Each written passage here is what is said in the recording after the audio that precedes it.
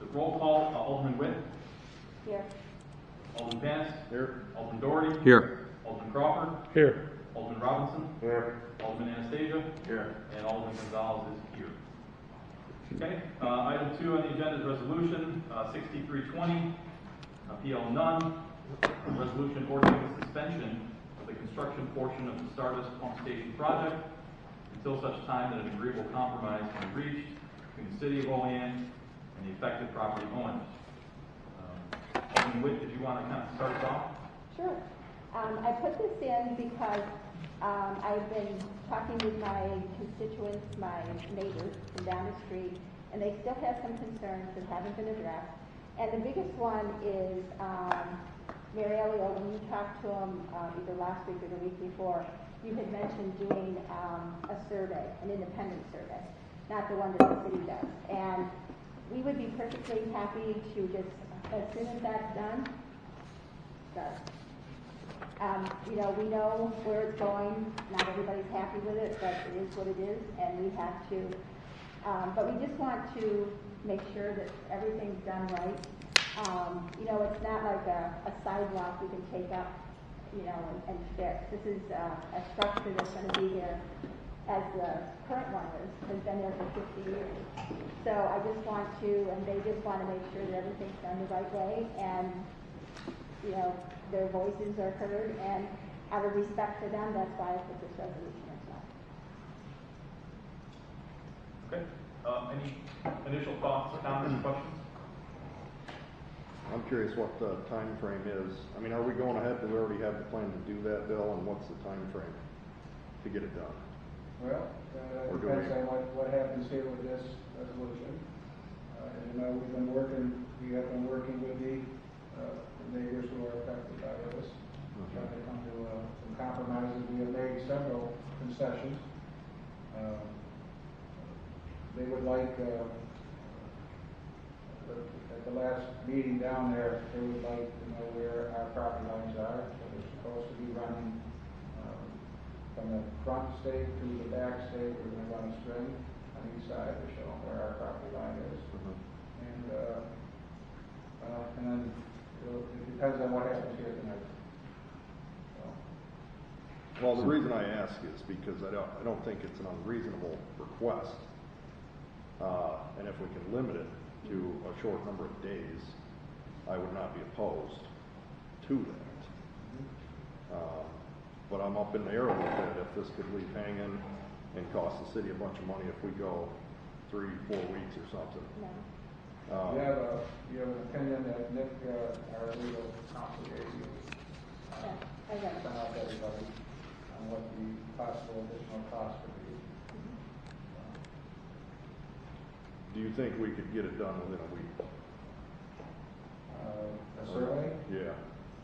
If we're talking our survey department doing it, our engineering department doing it, yes. If we're talking contracting it out, an independent surveyor, then we'd have to get a time frame from that company. Because I was there last Friday, and I don't remember you saying independent contractor. I remember you saying that you were going to run a string line and stake out the parcel. And they seem to be okay with that at that Right. So I guess that comes to a pretty key discrepancy there. Does it need to be an independent survey, or we? Well, if it's not a third party, then the survey's already been done by the city. Right. And if they're wrong, then they'll be back to tell us they're wrong. So I just think it behooves us to do that extra step and get the independent survey. We have several local people that do surveys. I've worked with several of them, and just ask them if they could do this, maybe as a priority, and just get it done, and then we can move on. I mean, I don't know a whole lot about like property surveying. I'm not sure what kind, nor the local property surveying industry, the business. I don't know how much of a backlog they have. I don't know how, you know what I mean? Like, does anybody have any clue in terms of Kevin? Linda said they went right over to her house, but I've seen properties tied up for 60 days or more on private sales for things like that. If the city attorney was here, I'm sure he could speak to his private practice and the average turnaround. I mean, given former mayor, current alderman, you know what I mean? Sure, they were right over to your house, Linda, but, you know what I mean? Like, and the city's a deep pocket, so I mean, I'm sure they'd start, you know, chomping at the bit to be on the city side, but you can never tell, you know? People are buying properties left and right now, and they're probably booked. Are you itching to add something, Bob, or you just? Yeah, please. You're probably looking at weeks of service, the typical meets and bounds rather than service, right? Like, what that takes is several steps. One, they have to go out and they have to shoot with their survey entry, and then they have to go to the county and they have to get deeds for all these properties. And then they lay out based on the evidence they found and what the deeds read, and then they have to put it in the map, and they have to issue it and lay it out in the letter. To a certain extent, our surveyor is not a licensed surveyor, it's more accurate than any surveyor you're going to get because he puts such things on a large scale. We have a great surveyor in AGREEABLE, he laid out the entire city line in Virginia. We laid out the subdivision when we paved Rosedale Terrace. That was a paving petition, and he laid out the entire subdivision. I'm not going to express my opinion at all, but for him to lay it out, which he's done, and we've uncovered the evidence, which is exactly 40 feet apart from the properties. He laid out the size of the property, only about 50 feet, and they go back farther. As I said, I think this is such a large project, we want to get it right. And I just think this was something that was promised to these folks, and we could at least see them done at that point. And, you know, it's up to you guys if you want to put a time limit on. That's why we put it in tonight. The only question I would have too is I went up to the property site, forgive me for being ignorant, but when we were talking about Stardust Pump Station, I realized this is something you guys probably started before I became a council member. But I was thinking that it was going to be up on Stardust Lane. I never thought it was going to be on Alderman Avenue. And when I went out and looked at it, it looks like when we disrupt that earth over there, we're going to have one hell of a drainage issue from that loose dirt. And I was wondering if the city had a proposal to catch that drainage that's going to be coming down after this building is put up. And then they're talking about generators. So I was wondering if there's going to be, like, what's the decibel of these generators? Is that going to be inside the building? Is it going to be outside the building? Can the building be soundproof and have a generator inside? So these are legitimate questions that the neighbors, excuse me, it's not my word. These are legitimate questions that the neighbors are asking. And I just received from one of the residents over there a petition, and I haven't had time to read it, but as you can see, it's quite filled with some questions they have. So I'll give this to you, Linda, so you can take care of it. I'd be interested if we could have public comment too before we go. Just maybe a couple of questions from the neighborhood. That's up to Paul. I mean, just not to negate what you got into, Dave, but we did do this last week. And Yeah, you missed most it. of us went out and met with them too, heard the same concerns. I think that the city has agreed to, with some guarantee that those concerns would be dealt with. Noise, drainage. So I'm pretty confident that the City of Olean is going to do whatever it takes to keep it right, keep it on that property. If there were noise problems, deal with it. And we have discussed it. Okay. And, I was there last week 'cause of yeah. my tooth. Right, and then also to piggyback up Jason, I mean, I've been up to the property site twice, plus last week's meeting. I mean, I don't think I haven't heard from one neighbor within a 3-block radius, I feel. I mean, there was people there from multiple blocks on Friday, and I mean, we heard every point, and I'm going to say in repetition, so unless there's some new point that the neighbors have, I've heard most of the complaints and the concerns, and Bob, Bill. We heard the complaints, but we haven't gotten answers to the complaints. Every question I've had, I've forwarded to Bob and the mayor, and I've gotten answers. I know Vernon's sent an email across, and I believe he's gotten answers to some of them. Well, I think part of it too is, you know, there's no way for us to know exactly what generator is gonna show up, or what these pumps are like in that building. The contractor or the engineer that designed it gives us an assurance. Well, whoever we're purchasing. And after the fact. They have to give us a decimal level of what the generator's gonna sound like. And if it's gonna be loud, I just wonder if it's gonna be inside that building, or it's gonna be outside the building. If it's inside the building and we soundproof the building, we got to quiet it down quite a bit. Current plan is not to be inside the building, but that, you know, typical commercial package would not be it's designed to be pretty quiet. But I think additionally that the onus is on us to say, hey, if it's not, we'll do something about it. And I think Right. we've said that. I think that's one of the benefits that we've given the community over there was that there was going to be a shell designed out on the perimeter of the unit, or mufflers on the exhaust, or what have you, just to deaden the sound if there is a problem. The drainage, Bob went over in large detail on Friday, and he explained it all to me and Jason when we talked with him on Thursday of last week, that exactly how he was going to catch it and go right to the storm basin. I mean, and how any of the neighbors, if they need to tie in for any other runoff on their own properties, could tie in, which is a lot cheaper than tying right through your own property to the storm sewer with curb cuts and tying into the storm mains. That's way more costly than tying into the city's storm ditch that's right alongside your property. Yeah, I just feel, this is all new to me, so just out of courtesy to the residents of Main Street, Linda, I think we should pass this resolution, give them 60, 90 days. The city's not gonna lose any money, we're not gonna lose the grant funding. Just make sure the job's done right the first time, so we don't have to go back to it, that's all. I have a question for that.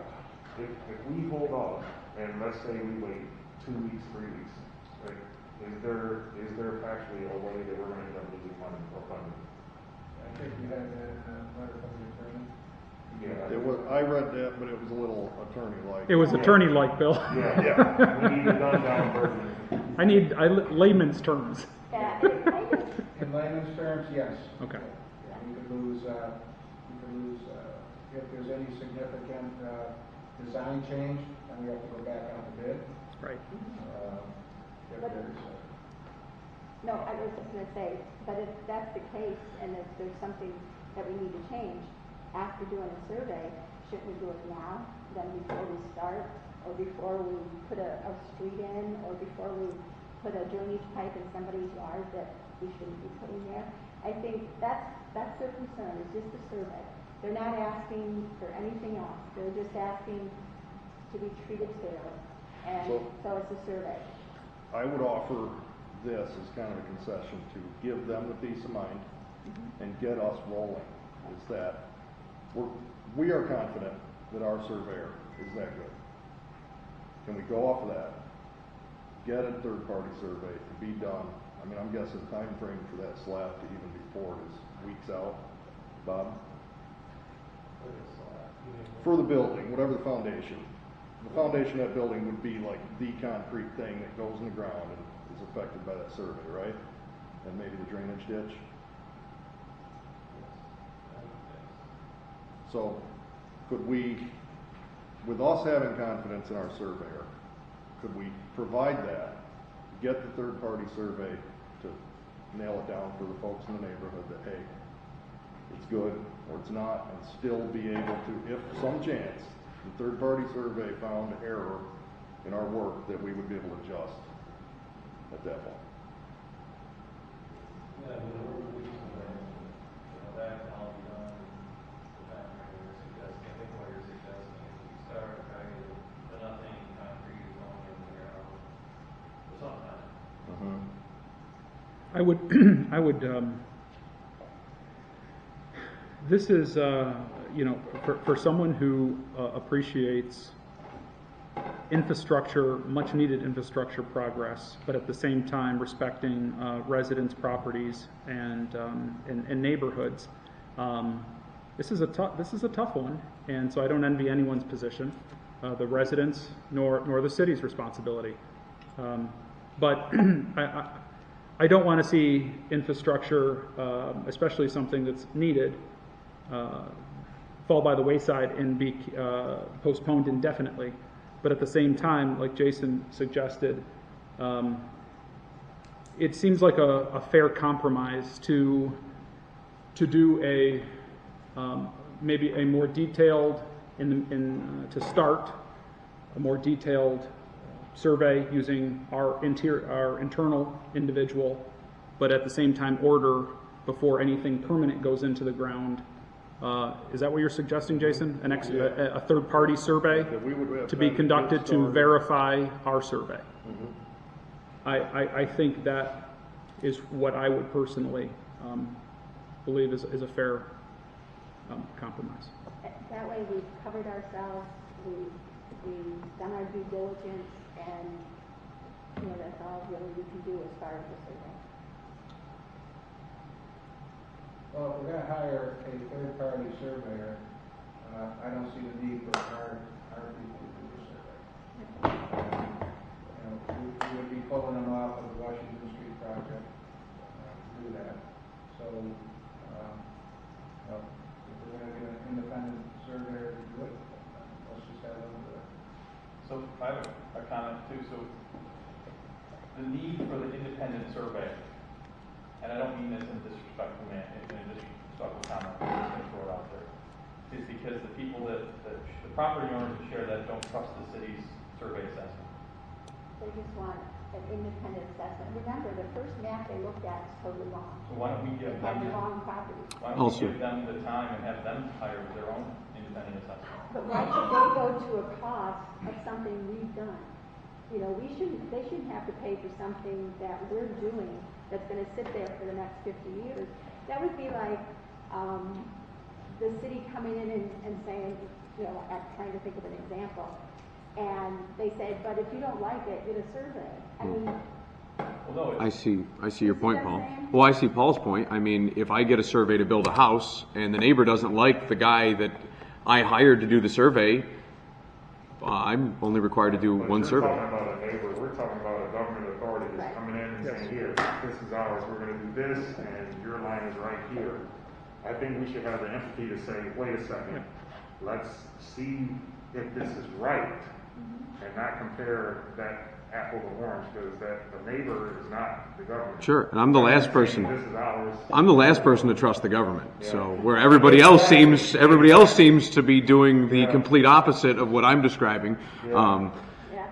So my only point that I was trying to make is if there's some reassurance that they need, right?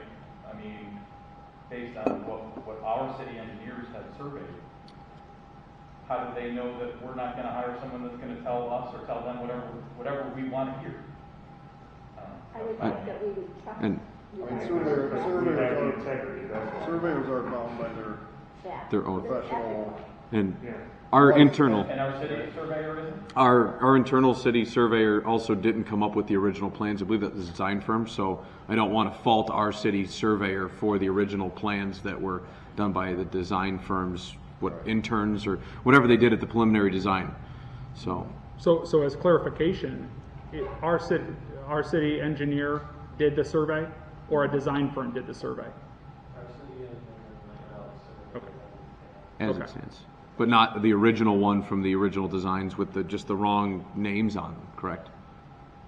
right, and that was correct, but wrong name or wrong address. Okay. And even though, I have faith in Dave Crandall, but you did say he's not a licensed surveyor, correct? He's not a licensed surveyor in government. They don't, employ licensed surveyors for people who do residential properties that can, perhaps give their opinion in civil court or something along those lines. If they're licensed, then they hold that liability. But this is a residential area and it's residential property. So I just think And we have to get it right. I feel where Bill's going, except I don't think this survey would be expensive.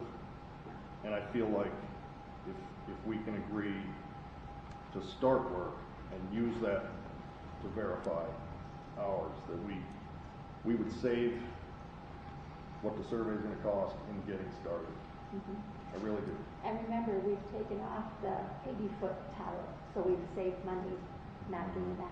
Well, I mean, Pad, we've the whole 9 yards. we've saved money in the short run, but in perpetuity, we're paying $1,500 a year in addition for this pump station. So, I mean, just, it's not an even swap in monetary value. For the neighbors, it's a great concession.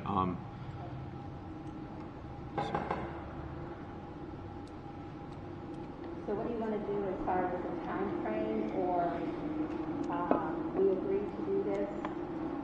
How do we want to? I mean, if I'm gonna vote yes on this PL, I wanna see that there's either a short time frame to get the consensus, or we're able to start work and verify it with a third-party survey. I don't, how do you guys feel? I agree with that. I mean, I'm for the infrastructure too, but at the same time, I feel like we should at least try to be a little empathetic to the people and what they want. But we do need this infrastructure done. We do need the new pump. So I think we should at least do that. Put a timetable on it, on how long we're going to allow this to go on, or like you said, go ahead and do the survey at the same time. And I don't think we can really put the timetable to it. We don't know how long it could take to Well, I still think reach it could agreement. take So tomorrow. We could find someone that could do it this week, or it could be next week or something. So I agree with that. But I just think it's something we have to agree to, and we have to follow through. Yeah, we really couldn't put like a not to exceed 2 weeks or not to exceed 10 days. no, because that may not. Yeah, because it might not take that long either. Well, Because at that point, no, it might, yeah.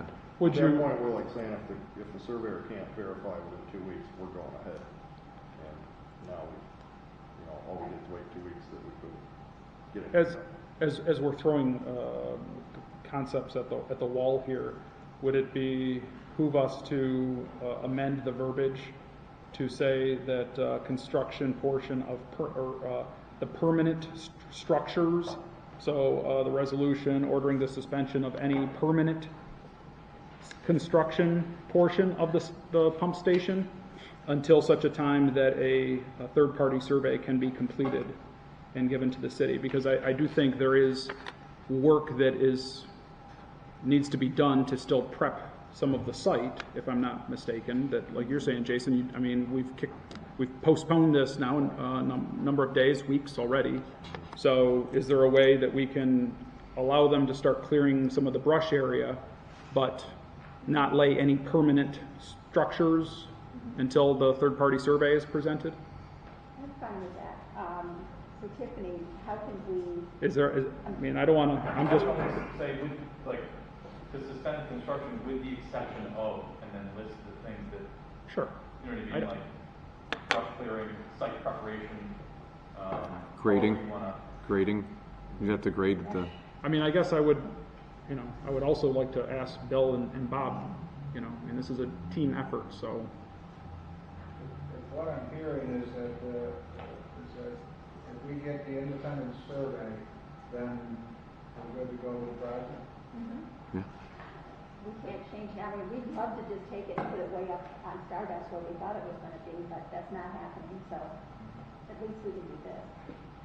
But I've also promised another meeting with the affected residents, the ones that the properties who are touching this property. And I will fulfill that before we go about it. But we can order order a survey from an independent party and move forward from there. Bob, how far away, rough ball, I know that you probably don't have these numbers off the top of your head, or maybe you do. So like how far before you were anticipating that building was going to be starting to be constructed? I'm just wondering if it's actually like 3 weeks away and a survey takes, 90 days to get to us or 60 days, just Probably a month. a month, okay. So that's 30 days. I think they build the foundation, the sleeve foundation, because obviously water needs to come into there. They want that in place, and then bring the electric and gas and water on it. So they'll probably do the foundation, and then they'll start bringing utilities up. Because we suspect it's they have to put in a construction entrance, and they have to make a path and water line in the street, and then they have to clear the brush, we gotta take down the street. So there's several groups here, but that's why I would pass them on. Okay. I've been on projects before similar to this and larger and smaller, and a lot of times like one little caveat, this item isn't showing up, or that operational management of it, I just, you know what I mean? I'm wondering if they're pushed off 90 days and 30 days goes by and they're ready to build a building, and what do we do then? Can we reconvene? Yeah, you know what I mean? Then all of a sudden the project is pushed off 90 days because we just paid the contractor for, you know, a good 30-40% of the project, and it's still sitting, and winter's getting closer, and local survey company is still, we're on their list, but it's, you know what I mean? It just. Yeah, I don't think their list is ever that long. I know, other people I know that have asked for surveys, they've always been told a week, maybe 2 weeks. It's not going to be months. Okay. And I think the other thing, you know, besides clearing the brush, taking down trees, you know, setting things in, you also have an access road to do. That's going to take time. It's going to take time to connect the pipe to the existing pipe in Main Street. So it's not like there's not a lot to do before we get to that permanent structure.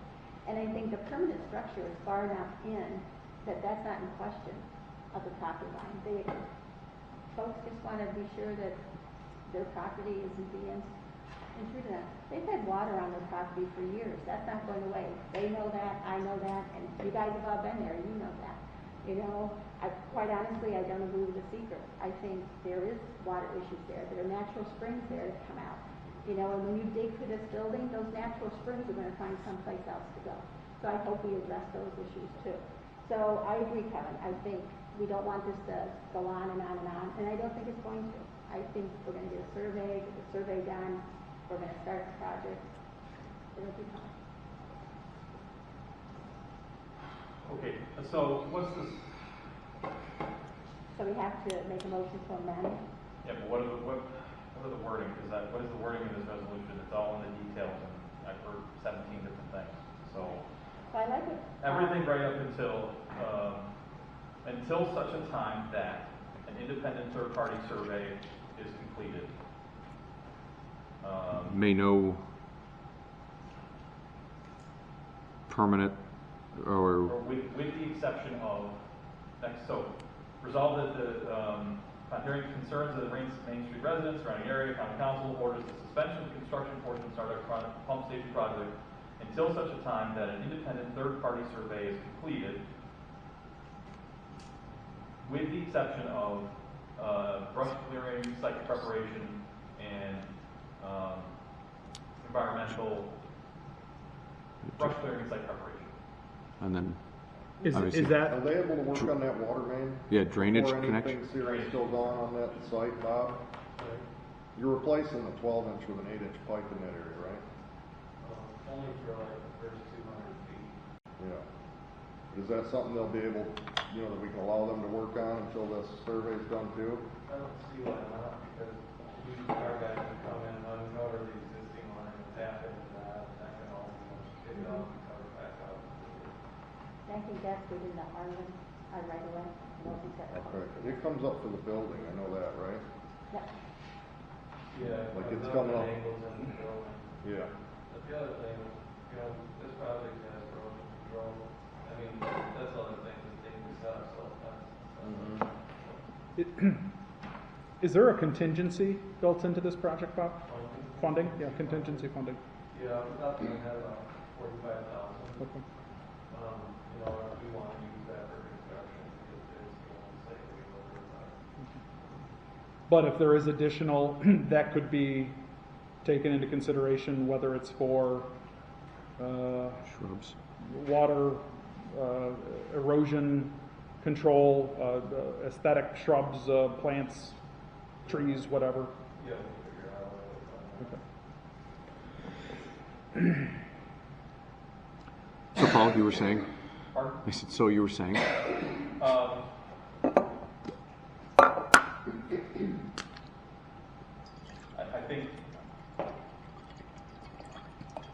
think that wording is fine, but it also doesn't really put a timetable on it. And I think that what I'm hearing here from the majority of the council is that the leaving it open-ended and ambiguous from a timeline perspective is a concern. Yeah, as long. Not to exceed 60 only days. the fact that, that's why I want to try and find out what exactly we can improve that they can do. That way, we don't end up with a situation where the contractor's sitting there idling, waiting for us to get a survey if something goes on that affects that.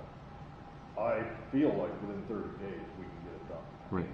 Yeah, so not to exceed. I have no reason to think that other than just, Well, that's all. Yeah, that's about the time they're putting the building in. So I mean, we can reconvene and add a timeline to a new PL if that's necessary. But I mean, I don't foresee that being necessary. I think the 30 days is plenty.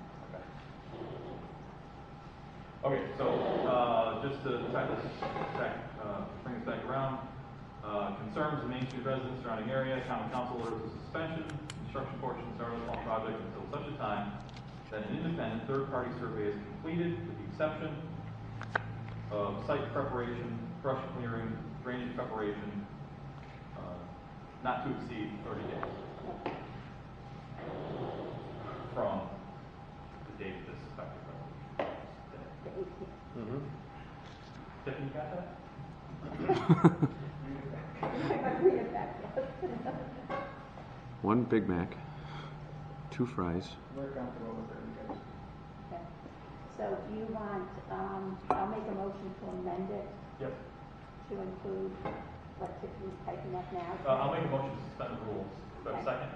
Second by Alderman Witt. All in favor? Aye. Any opposed? Okay, the rules are suspended. Alderman Witt moves to amend the resolution accordingly. Second by Alderman Crawford. All in favor? Aye. Any opposed? Okay. So now we will leave resolution sponsors. If there's nothing else anyone would like to add? I'll sponsor. Sponsored by Alderman Witt. Do I have a second? I'll second. Second by Alderman Crawford. Okay, I'll do a roll call. Alderman Witt, Yes. Alderman Panis, Yes. Alderman Doherty, Yes. Alderman Crawford, Yes. Alderman Robinson, Yes. Alderman Anastasia, Yes. and Alderman Gonzalez is a yes. Thank you. Okay. That being said, I will make a motion to adjourn. Second. Just a reminder to all the aldermen to read your PLs and seekers in the future, so this doesn't happen again. Yes, well, not just that, but, you know, I think we have to learn more about seekers because there are different types of seekers. And this should have been, personally, and reading through the seeker law, it should have been an environmental engineer doing it because of the drainage, because of the natural drainage up there with the natural springs and things, and a long history of drainage in that area. Some of it, yes, it does come from the development, and I think the developer should have done more to fix that, but that was 50 years ago. We can't go back and yell at them. But I think just with all the drainage, all the years of problems, it should have been a different type of seeker. I think if you read the seeker in the first place, though, if you hadn't read the seeker, you'd be up the hill, and the seeker wouldn't apply to what you just described. Well, So, there's still water up there too, Kevin. There's just not as much. You can ask the neighbors. But just to add to that too, I mean, I was here 30 years ago, department head, when we had a capital project of this magnitude. He would come into a committee meeting, have presentations, slideshows, and everything, and go in detail with what exactly is going to entail, so that the entire council, or at least who was interested in the council, was there and heard it firsthand and saw the presentation. So I think if you have capital projects that are important and infrastructure is that important to the city, that in the future maybe we should have some presentations like that, and not be in such a hurry to get out of here. Okay. And I think it should be open to when we do our public comment section, which we do. Unfortunately, we do it for 10 seconds, we're done, and we move on. I think that has to be addressed too differently. I feel like I'm the only alderman that has amnesia then, because I remember the presentations. I remember Bob going over the water main project that goes right through the levee that we have 4 miles of, I believe. I remember almost every one of these projects. I was telling Alderman Crawford earlier this week that I spend a good 20 hours being an alderman because I read the packets that Bob drops off to me, and I know most of the projects. This isn't in my ward, and I read the specs on it. So. When the address of Main Street in Arlen first appeared? It's right here. and I know you didn't get a copy of this because I had to ask for it, that's the first time that address appeared. Everything else is Stardust Pump Station. And that's just a fact. So, Kevin, if you think I'm an idiot, that's fine. But, and if this is on me, that's fine too. But this is the first time that that address, the 150 feet from Main Street and Arlen intersection, appeared on anything. I have all the copies of the minutes of the meetings. I have the documents from Bob. I have all that stuff, and you're welcome to come over to the house and look through it if you'd like to. And if you can find that address, I'll apologize to you.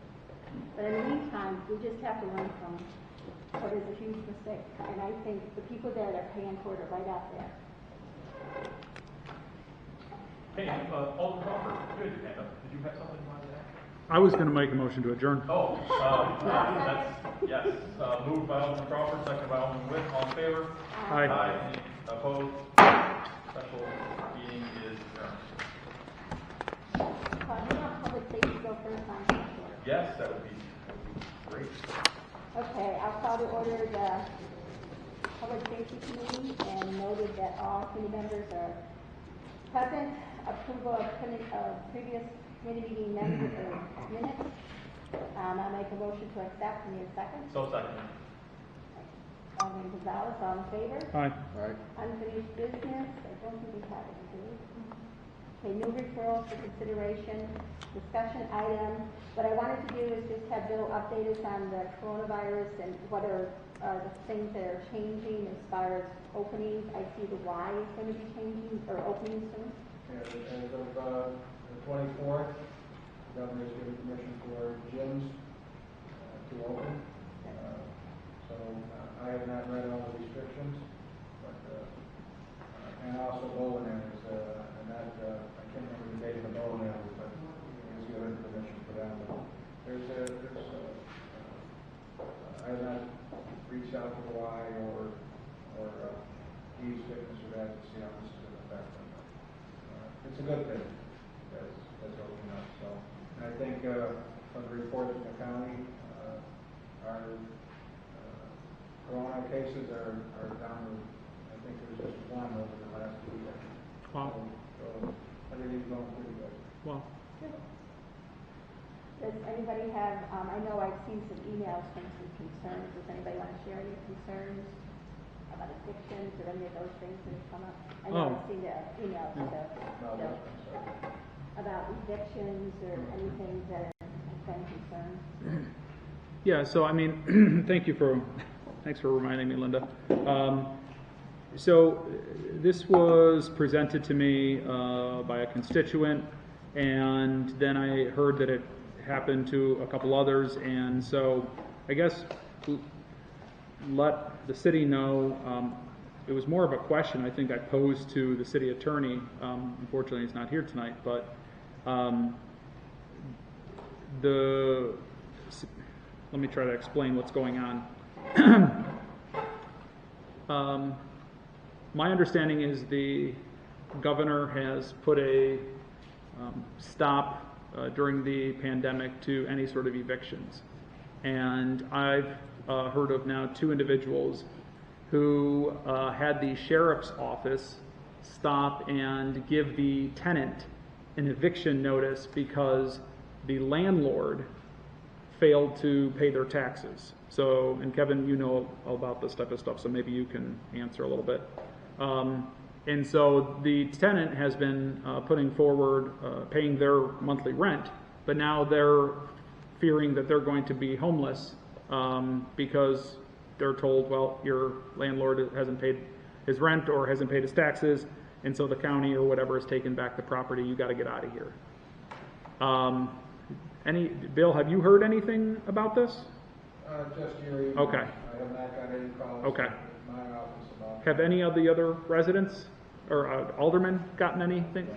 Have you heard anything about this? No, I know about the eviction hiatus, and that's a lot of times because the court's not scheduling at this point. I mean, I'm sure there's landlords out there doing their due diligence to make sure that as soon as the courts open up, they're met the timelines and stuff. And I actually don't know how the county treasurer's going about doing the evictions. I know the auction is this Saturday online for 2 weeks.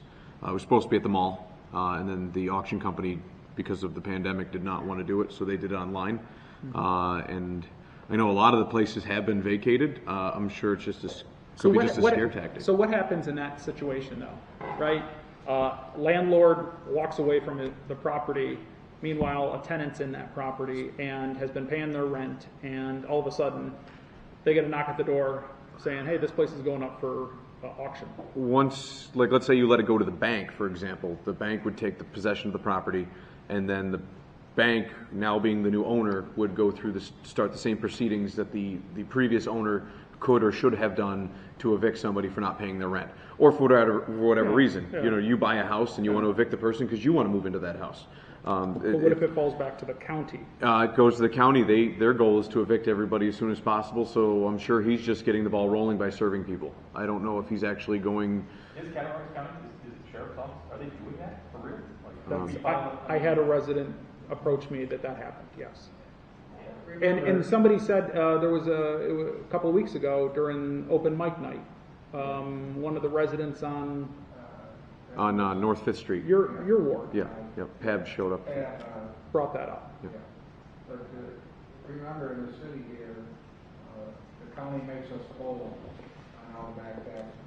So, yeah, right, we have no say in their So eviction proceedings. they're the ones that would be, when, I think it's 2 years now, if you don't pay your taxes for 2 years, then the county can foreclose on you. I know, but They would have been doing this can they still, I mean, they can still kick somebody out during a pandemic? I don't know if they can, yeah. I don't know, I think they're just getting their ducks in a row because after the auction happens... Let me call the county attorney tomorrow. Okay. And see what's... I'd appreciate that, Bill. I'd appreciate that. Not what anybody wants to hear, but because people rent long enough, they consider a place their home, and maybe they plan on renting it until the end of their days. But at least if you were being evicted because someone else owns the property, you can go rent somewhere else, and I'm sure there's places available. Right. And no, Jason, I understand that. And I guess that's where the executive order that came through is a little confusing, right? Because the executive order is stating there's a hiatus on evictions during this pandemic. And so then someone, little old lady gets a knock at the door, "Hey, I got out of here because this place is going back to the county for taxes." Well, I mean, they could have just been serving them their 30-day notice or whatever they need to do their due diligence. So as soon as that hiatus is over, the 30 days has already been existent. At least these people are finding out now instead of, If you can find out anything on that, Bill, and let us know, that would be helpful. I'll work with Rick, and we'll call county attorney. Okay, I appreciate that. I mean, in that respect, it'd be nice to know if it's a forewarning. Right. I wouldn't be sending my rent in if the taxes aren't getting. Right, right, exactly. Well, that's what's happening with a lot of the landlords. People aren't paying their rent, they can't evict them.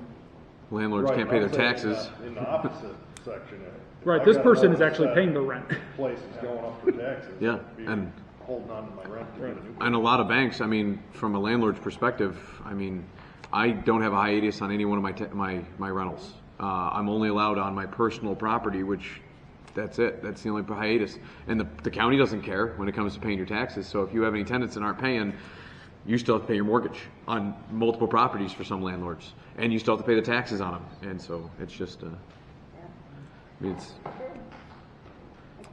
Anything else on COVID? Okay, no committee report. Wait for the sequel. COVID-20. So there's no more questions for public safety. I'll make a motion to adjourn. Second. Thank you. All in favor? All right.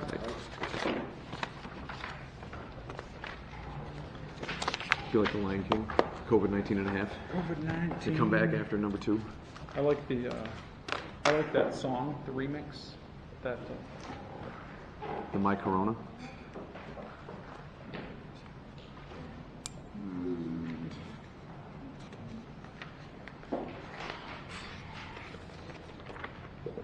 Pass it around.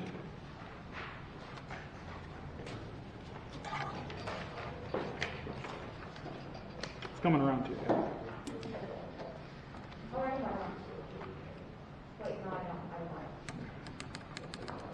Take one of these and pass it around. They're not stapled, so be careful.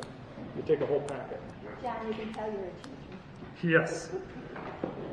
Visuals are always Oh. He used to explain that to my parents when I was 18. Well, prior to being 18, 16 years old, mom looks through your closet.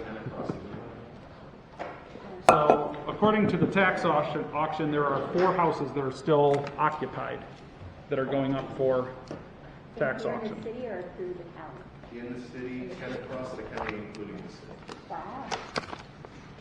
Cool. That means they're pre-rented, right? If they're paying the rent. If they're paying the rent, I mean, if you buy it at the auction, I mean, that's a no-brainer. Yeah, they're already moved in. Yeah, they're moved in. You don't have to.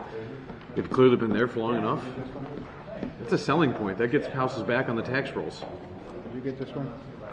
No. Nope. Do you have one, Bill? Did you get one over at your seat? That's okay. Okay.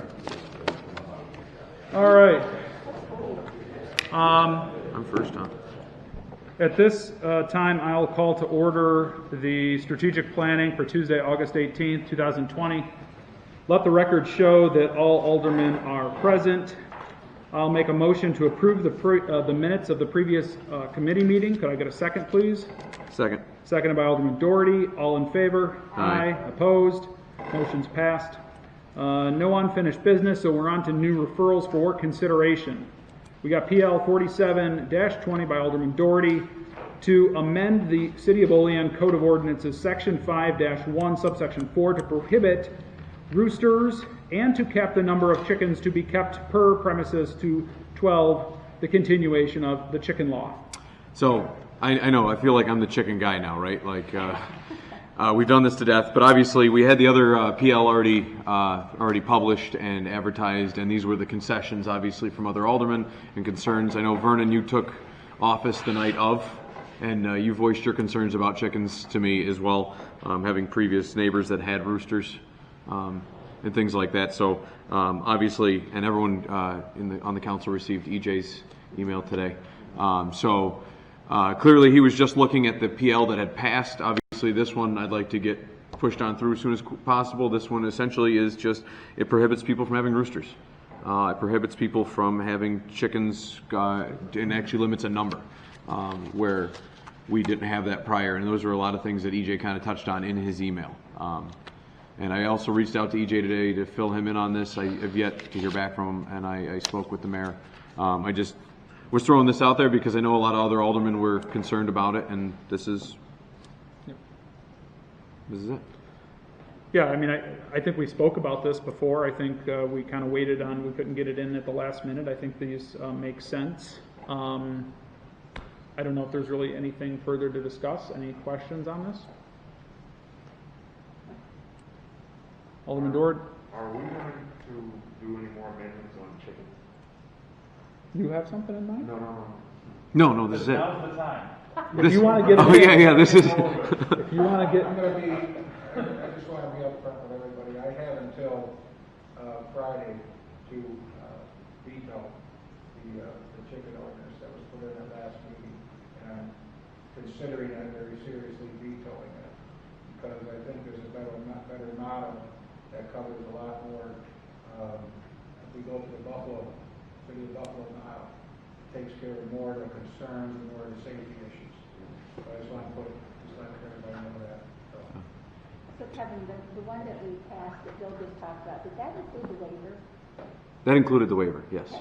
Well, I had a resident ask me, so if someone lives at a house next to someone that has chickens, and they're fine with it, they signed the waiver, when they move out or they sell that house, if the next tenant comes, you have to do a whole new waiver. You can't go on the old one, right? So if the next tenant buys the house and says, I don't want chickens next to me, they have to get rid of them. It would be the property owner. Okay, that's what I mean. Yeah, it would be the property owner, not the tenant. No, I meant if Well- someone bought the house. Oh, yes. I believe, according to what Nick had told me, that would be, That's yeah. how I assumed it, you meant it. I just wanted to verify that. But the waiver is only to reduce the setback. If you were to build it right on the property, if you had a hutch right on the property line or something, yeah, that was. If they didn't want it. And Tiffany, correct me if I'm wrong, did we based a lot of this on the setbacks of Buffalo, correct? Right. Buffalo had a lot more rules, and their model was like ridiculously attenuating, where everyone had to have a chicken license. and you need to have a permit from the city.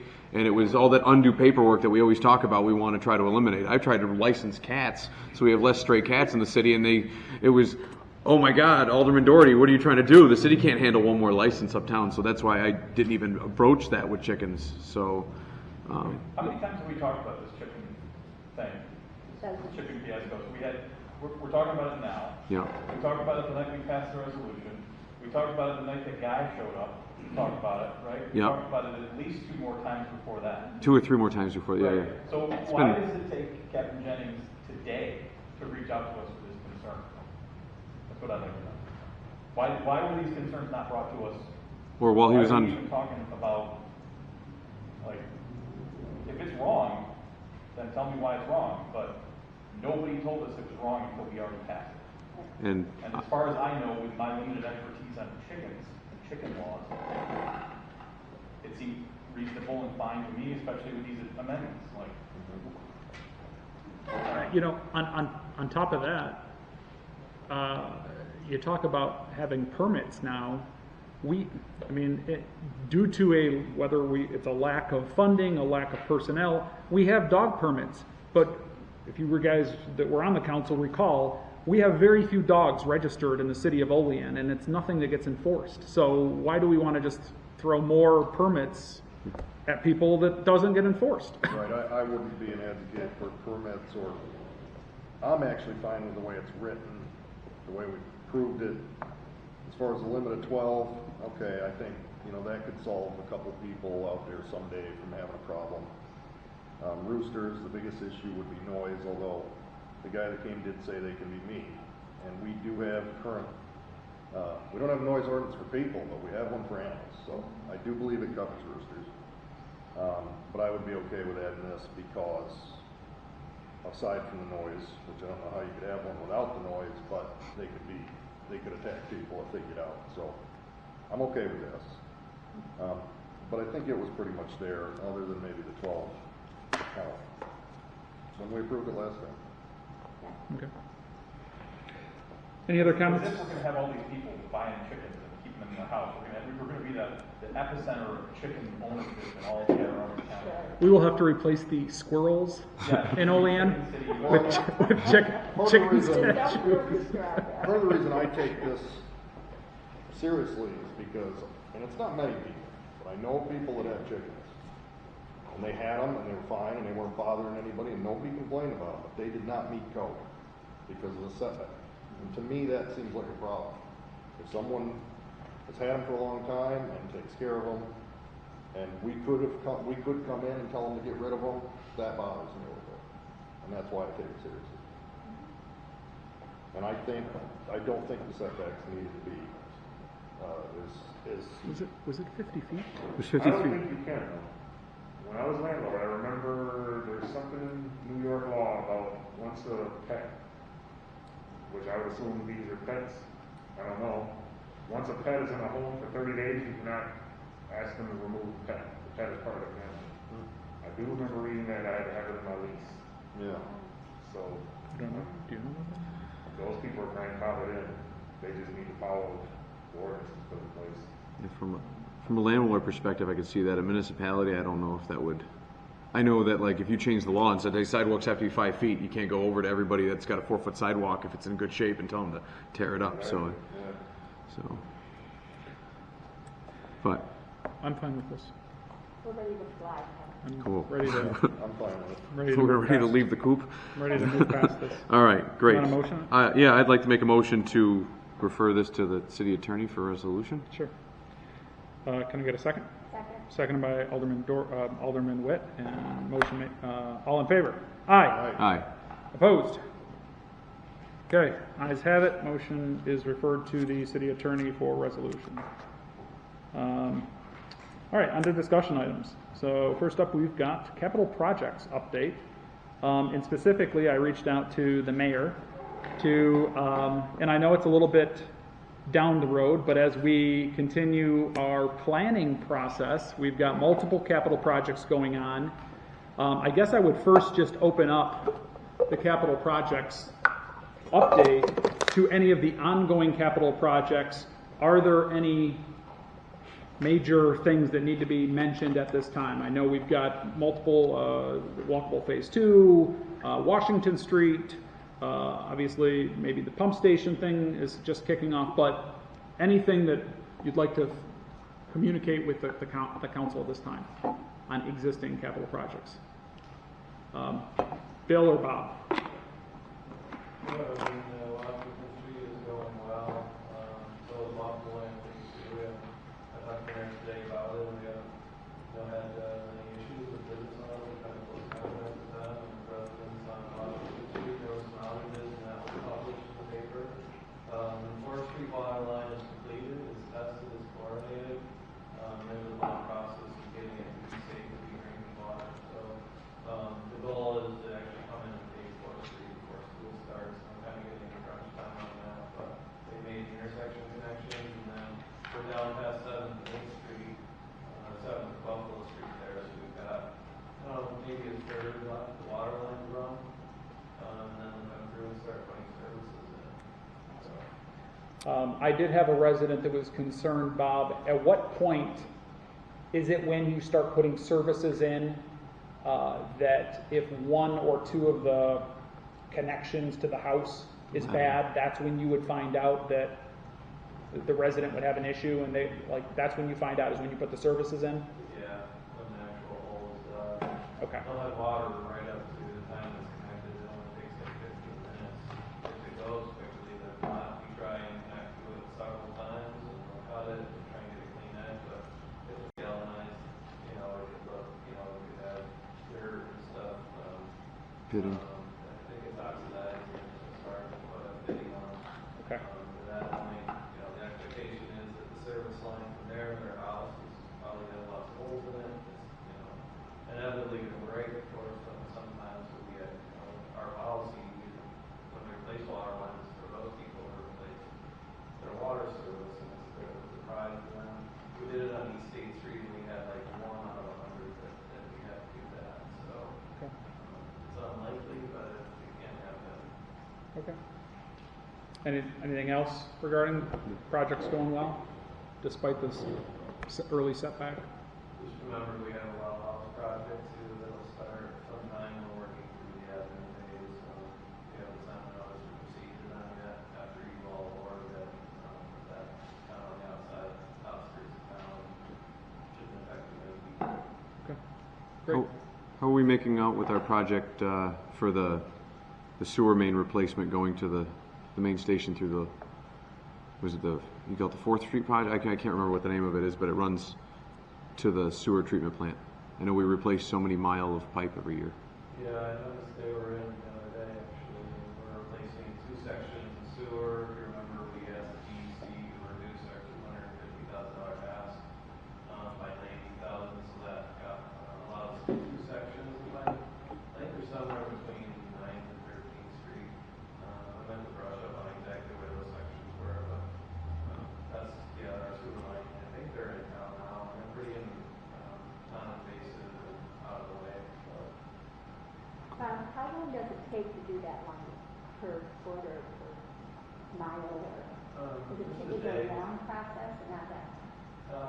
The first thing they do is they clean it really well. They camera it and they clean it, and they measure where all the laterals are. This particular line doesn't have laterals, but and then it only takes them really a day to steam it, and they get the bag in place, and then the steam gets pushed through, and 400 or 500 feet can be done in a day. And we try to stop at the pump, the manhole covers, correct? Just so it makes it easier for termination? A lot of times they don't have to. They can run right through the manhole. Okay. Yeah. Cool. And then Stardust project, anybody need an update from Bob? You're on a roll, Kevin. All right. So moving, what I talked about, I think last month, was addressing, from a strategic standpoint, one of the upcoming capital projects. So the council can be certainly aware we're the ones that pass the funding for these projects or accept the grants or award the bids. So just to the one project, Oak Hill Park revitalization project, is one of the DRI projects that was awarded to the City of Olean. And so I asked Bill if he or Bob would give us an update on that.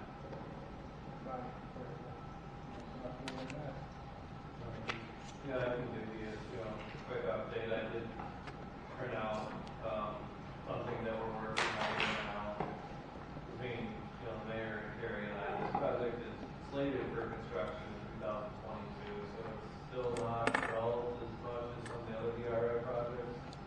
But we have kind of worked on the scope and what our ask is going to be from DRI on the part of the state.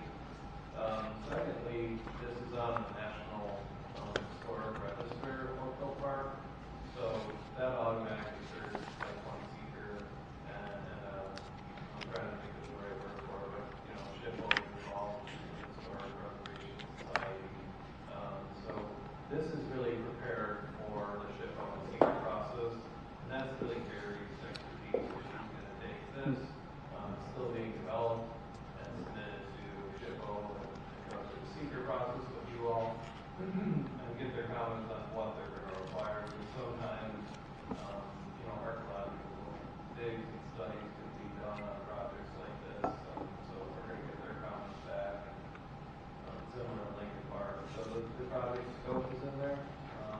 Keep in mind that in the DRI committee, we asked for $500,000 for the project, and we ended up with $350,000. So $150,000 was cut out of it, which we ended up cutting a couple items out of the scope between the DRI application and this. We have had a public informational meeting where we got feedback from property owners. Maybe 2 dozen people filled out a form with their feedback, and then we developed a scope based on that. That's how we're at. Okay.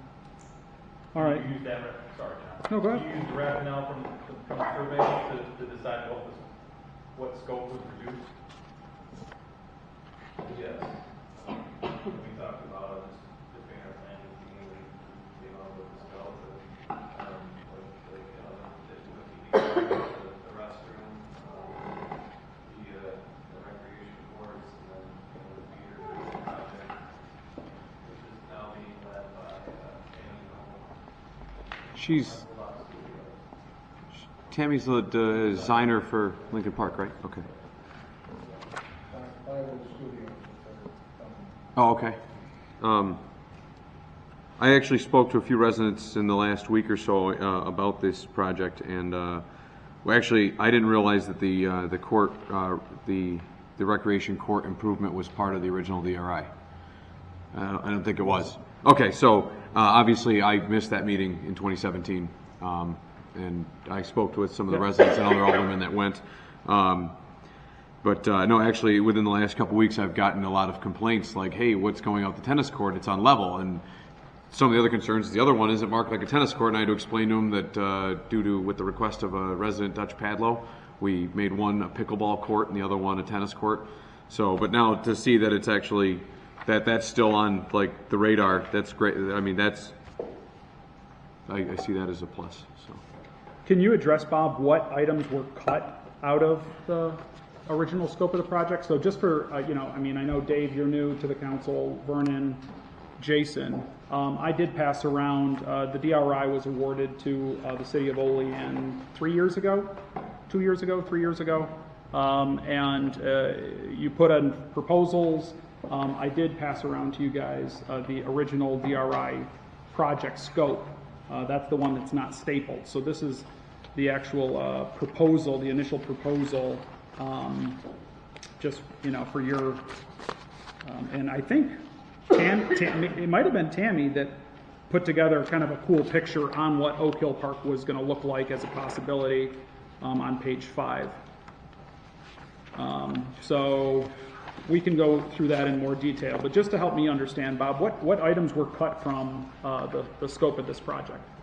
Yeah, with the reduction in cost project, we tried to fit in what we could, but at least in the DRI project, the dog park was not in there, and the steps.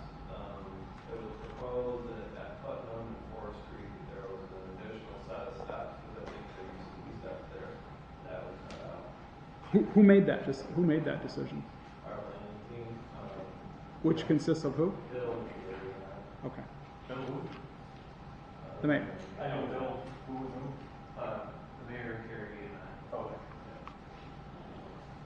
And the basis for what you said were the 24 handouts, surveys from the residents? Okay. Okay. So if you want to,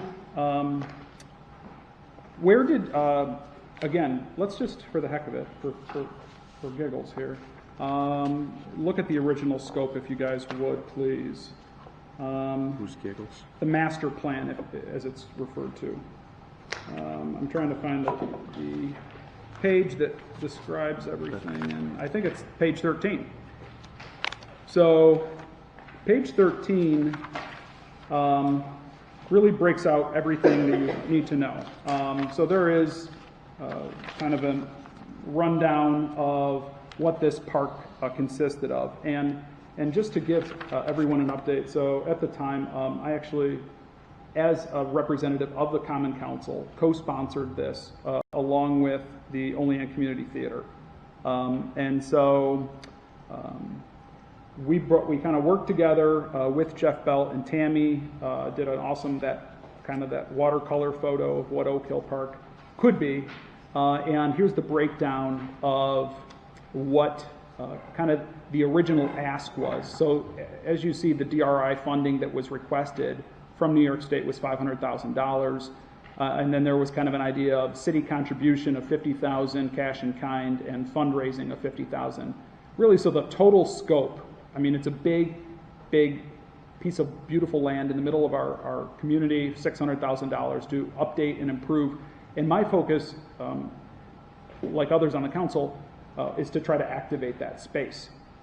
And that consisted of obviously improvements in lighting and walkability, right, through the park, to include a dog park with some play furniture on the south, which would be the southeast corner of the park, to expand the basketball court, to put in a restroom, to have an area for stage stuff for the theater group, and then a removable outdoor stage area. So out of the original scope, I'm curious, I see on here, there's the bathroom, there's the outdoor stage. Where's the gazebo? Where's this historic gazebo come from in the original proposal? On item 7, historic gazebo in Oak Hill Park. So I'm curious where that was in the original scope. The original plan, the theater group was like a gazebo, a half a gazebo there. That's essentially, what, and the picture and the scope that I sent you is exactly what their rendering was. Oh, I see. You're providing different alternatives? Yeah, and in fact, Tammy's not running with that, so, what you're holding is really an in-progress thing, but, theater group, like you said, half sponsored. Is the theater group involved in this? And this is what, yeah, and again, this is kind of what they wanted, like a half the people they're calling it, but now it's really kind of evolved into, for affordability, is a whole bunch of different ideas. So it's more of this then? It's more of that amphitheater? Yeah, but it's going to be kind of simpler than that, I guess. Oh. Yeah. Because in order to fit, and if you read it, in order to fit into the character of the neighborhood, they're going to have, we're going to use materials that would be used in the historic district, and then they want to put like portables and things like that. That look like, that's what the picture of the field on the last page. Yeah. That was the original one in the park. Oh, I see. So it's kind of a rendering, it's a combination of all of these concepts. Yeah, it's not fully thought out as a job. Has the has the planning team met with the theater group? Yeah, I just Yeah. like a week and a half ago, and then we were going to reconvene with the mayor, our whole team, and the theater group and family. This has to be developed quite a bit further, and Gary can kind of speak to So what it We would take. met with Linda Hedstrom and Nick Patron. So I guess I'm curious then, as the co-sponsor of this, why haven't I, or at least the council, been approached either? I mean, if you reach out to the one sponsors, why wouldn't I be communicated with? You sound very well versed on this too, John. I mean, my name was on the proposal as a member of the Common Council. This is the first I'm hearing that the dog park and the stairs now are out. And so I guess, why?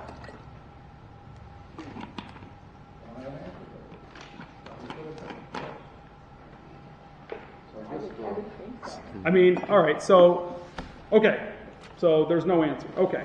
Well, I was at, and I believe Alderman Gonzalez was there. I was there. I think Kelly was there. I'm trying to think. I don't think any of the other aldermen were there.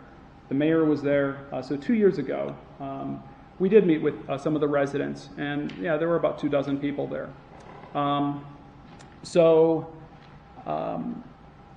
You know, obviously this is something that is, the revitalization of Oak Hill Park goes beyond just putting and building, in my opinion, more facilities. It's about trying to activate the park.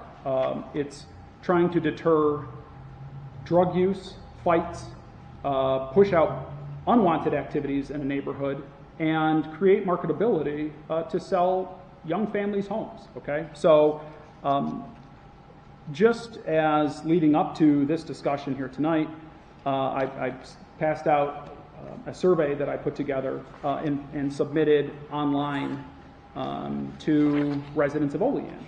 On my Alderman page, I said, listen, you know, all of our parks are Olean's parks.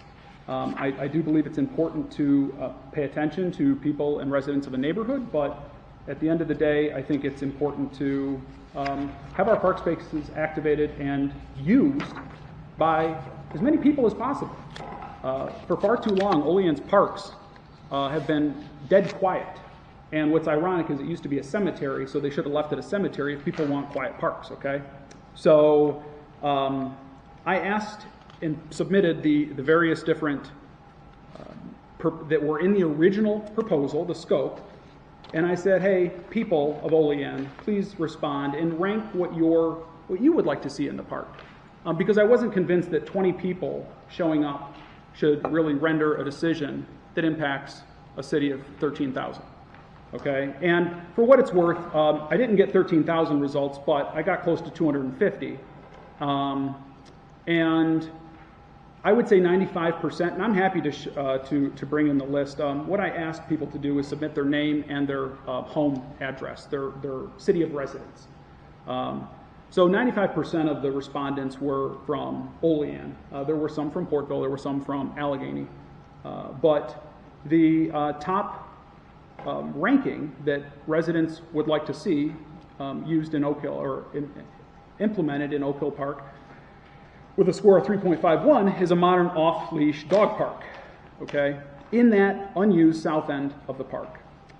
Next were permanent restrooms, followed by an outdoor theater area, the basketball court, and then last on the list certainly was the stairway.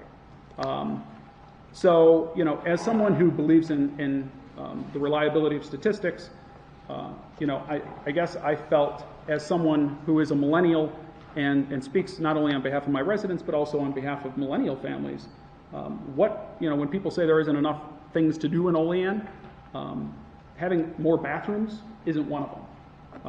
So it's having things to do with young families.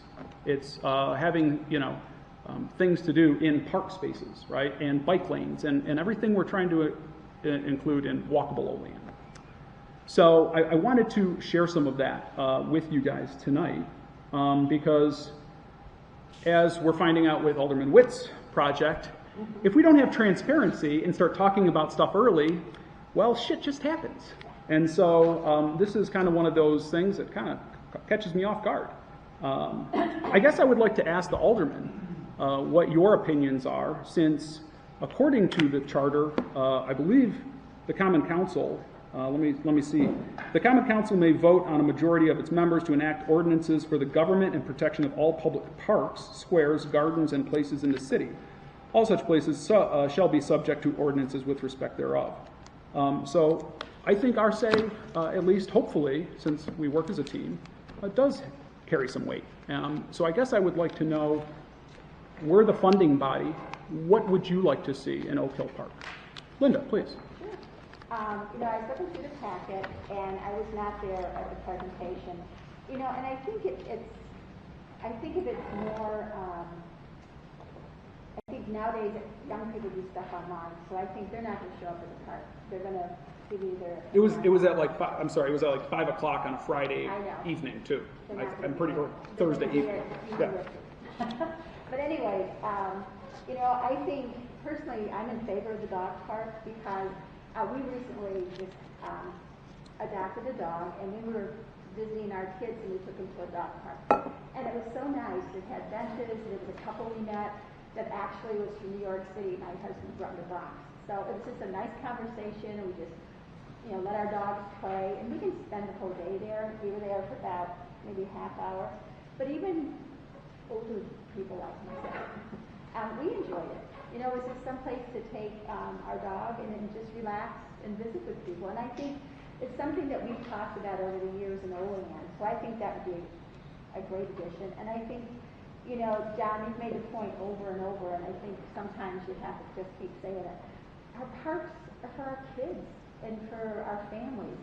And, you know, there was a reason it was a cemetery and they changed it. It's no longer a cemetery. You know, it's for the community to use. And looking through this presentation, I have a real pet peeve about restrooms because I know we put restrooms in over at the farmer's market, and the only time they're open is the farmer's market. So we spent all that money, and we're open for how many hours on Saturday? I'm sure people rent them, they get to use them too. So I think we don't need more restrooms. I remember going to the theater in the park. Bill and I took a bottle of wine and sat with our friends, and we made it home to go to the restroom. So I think the restrooms, that's a lot of money to spend on restrooms. As far as you know, just a three-pointer, and then have tennis or pickleball. Pickleball is great because older people can do that. So I think a multi-use courts would be good. I like the art in the park, but I think Oak Hill Park needs to be open to more. The historical gazebo, that's nice, but you know, what are you going to use it for? I know the historic factor is important to a lot of people. So I just think, out of all the things that are in this packet, I think I would like to see the dog parks, whether it's smaller, whether it's the small dogs, what have you. I just think it's important. I'll tell you, I live on Main Street, and I cannot count the young people that go by with their strollers, their other little kiddo, and a dog. Everybody has a dog. I wish we had the revenue to show that, but we don't. I just think it's a great thing for anyone that has a dog to just go and let them play. Jason, any thoughts? Well, I'm looking at the survey, and I realize I think this survey was done recently, right? So Yeah. After the fact, but obviously the entrance isn't a favorable thing, and with the cuts that were needed, some big tickets needed cuts. But you can tell that the dog park seems to be heavily desired. I can't say much to that. I'm not a pet owner. And not everybody is. But I realize, you know, if this survey is good, then it means people are leaning towards that type of thing. I don't think it's a bad thing either. As far as restrooms, you can see they're not, you know, they're on the level of the theater with this. But at the same time, I think restrooms somehow over time become a blighted thing that's hard to take care of, maintain. People bust them up, beat them up, and So that's a really valid point. And what I'm going to say is, what I've noticed to that is we put restrooms into parks with good intentions, the same way we put garbage cans around the city with good intentions. Mm-hmm. And then people take advantage of it, and then we take the garbage cans away or we lock the bathrooms up. right. So we have them, but nobody can use them. Mm-hmm. and they just cost us to take care of it. Right. I miss Marcus Park bathrooms. Okay, thank you. So I mean, if asked, Yeah. I would lean on the dog park more than having restrooms. Just because I think, considering the cost and what, you know, that we're probably gonna lock them up unless somebody's renting a space, having a large city event or something, I don't think they'll be used that much. I mean, if there's they really were, it would be that they're open all the time, but that's when they'll get destroyed. And then we need to hire more staffing to probably start maintaining bathrooms, which we don't already have budgeted for. That's another part-time or. I mean, there's the alternative, you know, I mean, and I don't know whether it makes sense, but just as we are discussing, we're the funding body. Does it make sense to fund the whole project? I don't know. But, you know, are bathrooms an absolute necessity or what? I don't know. But, I mean, that's an alternative that if, you know, if someone were to say, geez, we're going to do all this. And if I'm not mistaken, and I was there, Paul, I don't know if you recall, but half of the people who showed up, and I respect, again, there's a balance and there's a compromise because some of the people were from the surrounding homes in the area or adjacent streets. And half of them were against the bathrooms too. They didn't want to see a permanent structure, big, bulky thing built right in the middle of this big, beautiful park. And then half of them, you know, one comes to mind. She you know, said that a dog park would destroy the character of the neighborhood. I mean, people take their dogs there anyways. I was there with Dave and Linda last night looking at the site, and there were 3 dogs walking through the park. So, I mean, people take their dogs there anyways. This is just an off-leash area, right? You know, but the people were, you know, they didn't want necessarily a big, bulky a building there too. So I don't know. But the one individual, I'm sorry, I lost my train of thought. You know, she said that a dog park would destroy the character of the park, and then proceeded to say, well, do what you want, I'm moving south in 2 years when my husband retires. I'm like, well, okay, that's a valid point. I don't know. I have a comment, John. Please. I'm inclined to agree with the survey in that I think the dog park is one of the key components of revitalization there. It's something that Olean doesn't have. Right? We don't have, there's nothing like that anywhere in the city unless I'm mistaken. And I think we'll be surprised how much people like, I mean, yeah, the survey says they want it, but that's just people surveyed. I think there's going to be a lot more people that are going to want to use that. I think we're going to see an opportunity or the potential to have more dog parks throughout the city. Yeah. I agree with some of the commentary about the bathrooms. It's a huge expense for something that's going to be locked up most of the time. What are we going to, I mean, it's going to be basically when they do Shakespeare in the Park, they're going to go over and unlock the bathrooms, right? And then it's going to be locked up for the rest of the time. It's not like someone at the dog park is going to be able to run over and go to the bathroom. It's not like somebody playing basketball or the court's going to be able to go to the bathroom because it's going to be locked up. Unless we have a process to fix that. I'm not saying that it's not a priority or that it's a dumb idea we shouldn't have it, but it certainly, to me, it's not the second most important. Yeah, I feel like. I also like this. This picture. I know it's just a concept, but this kind of modern-looking stage. Yeah. I really like that. That's something I think we should be pursuing. That's something that's got character and different. Yeah. I know it's the historical district and it's a historical park, and I don't mean any disrespect to that, but that doesn't mean everything in that has to look like it was made in 1850, right? Like you can have some natural-looking. I don't know. Yeah. Item 6, the outdoor stage concept. Yeah. So, Kevin? Paul, to your point though, like, don't they also, for the bathroom issue, don't we, for Forness during softball season, don't we like rent porta-johns and have a few dropped out at different parks throughout the year? Like, what's a couple extra porta-johns over at Oak Hill in strategic locations where they don't look like eyesores? And Well, and for that matter, how many Shakespeare in the Parks are there? well, this year 0, but Okay, in a non-pandemic year, what is there? Maybe Is it 2 or 3. 2 or 3? Just that. So then the Olean Theater group has to, buy a porta-john, right?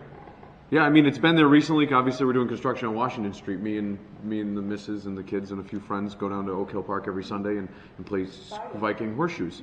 And the Porta-John there was kind of handy. At the same time, if we were there on a regular Sunday and it was a permanent building, it would, be Jimmy in the lock. So. I don't think we should leave a porta potty there. No. Oh, no. 7 days a week, 24/7. Like, that's ridiculous. No. Gross. Nobody wants that. But like, for a special event like Shakespeare in the Park. That would make more sense than putting a permanent structure. But then again, we're also talking about building a permanent structure there for something that we only do 6 times a year. Right. Stage.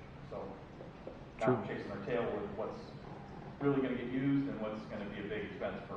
Yeah. How many people are going to rent it to do a wedding or a concert rather than people that own dogs in the city? Paul made a great point. I would love to see us invest and spend our tax money where the most people can get the most use out of it. We have a beautiful, and I'm not knocking it, we have a beautiful stadium at Bradner Stadium. But, if it's not a football game or a baseball game, it's not being used. But we use that for baseball a hell of a lot more than we're going to use. Oh, I'm not, like I said, I'm not knocking it. I'm just saying, Joe Citizen, I would love to, Play tennis. Like you said, a stage is going to get used 6 times a summer. Or maybe, you can start having concerts and things. Yeah, there's great ideas, but it's probably bad to say all I've seen at the farmer's market is the farmer's market because of, obviously, the pandemic going on. But we want to get away from that, right? We don't want to just have that be a farmer's market. We want it to be multi-use and used as much by as many people as possible. And I would hope that's what we aspire to do in our parks. Dave, I'm sorry.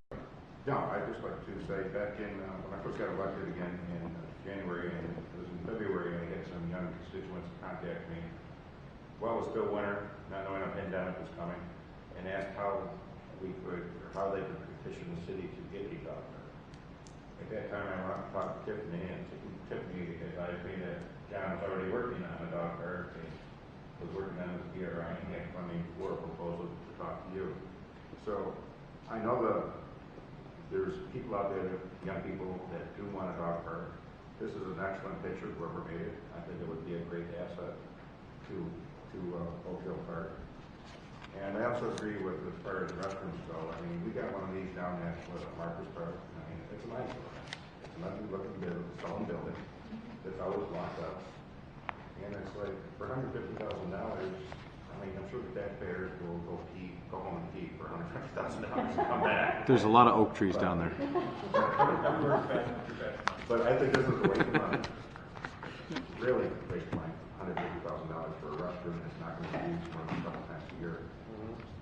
Mini The excavators. dog park, I think you guys, if the funding's there and the year has been approved, why are we doing it now? I mean, we still have a couple good 3 months of summer left. Right. All you have to do is put a fence up and order this parking equipment, when I'm sure they can probably get it there within a month.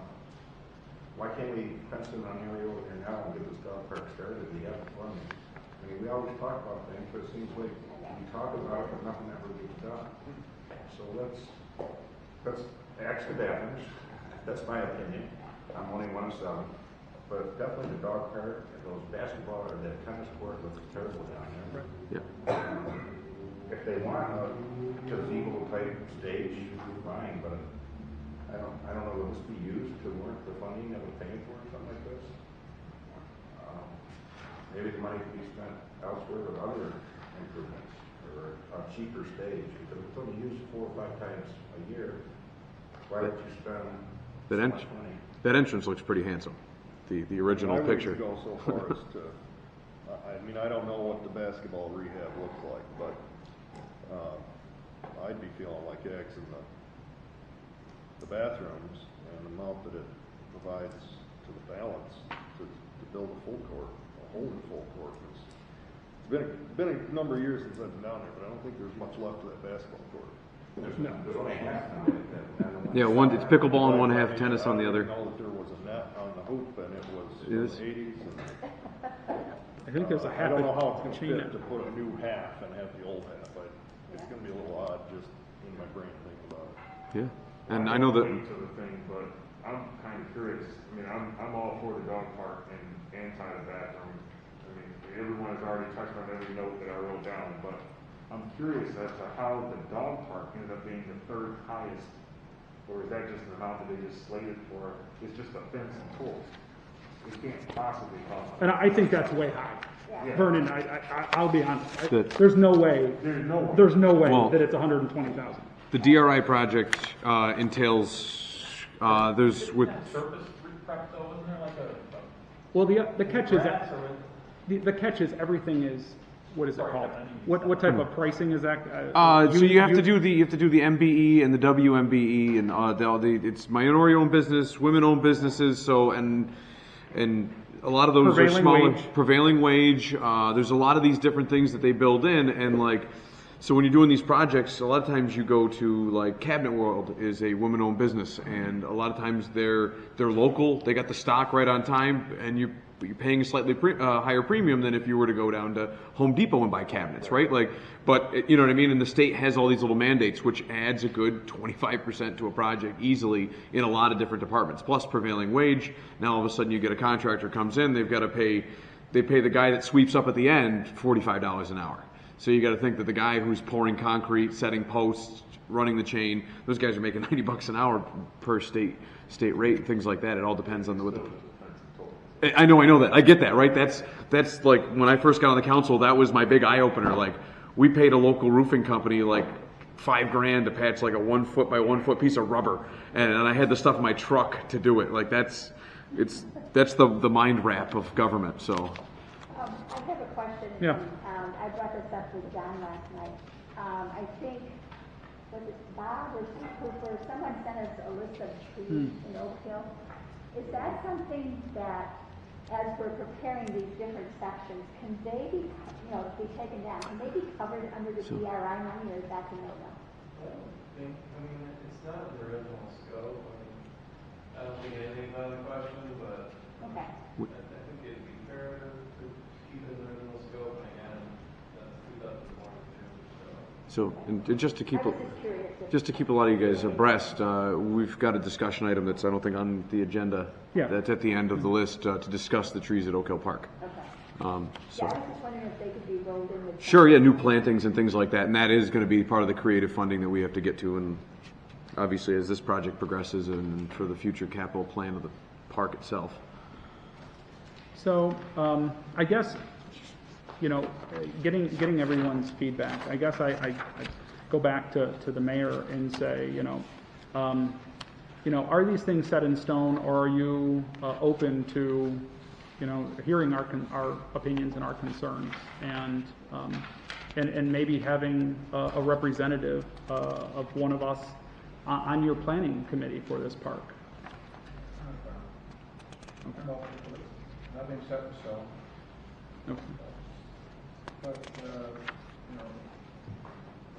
remember that we went through the DRI process, okay? And I'll just talk on the rest of it, and that's fine if you want to eliminate it. But there was a lot of talk and a lot of agreement that would be a good thing to have. If parents want parents to bring their kids in the park, and some of the conversation was, the first you get to a park and with your children, and all of a sudden they have to go to the bathroom. Now they got to leave.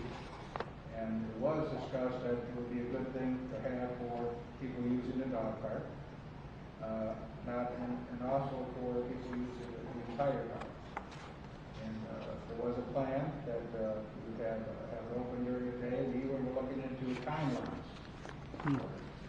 So, just in my defense, okay, so there was discussion on it. There was a lot of discussion. So that's fine. And as for the restrooms over at over here at the market building, we were having them open up during the day. But with COVID issues, we had cleaning issues. So that's why they're locked right now. So,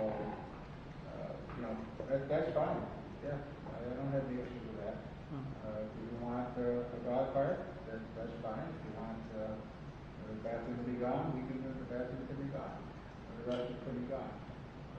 Want a bigger basketball court, you can see if it fits in there. And as for the pricing of the dog park, you got to remember, in that it said, and Oh, and toys. Dog park, fencing, and play furniture.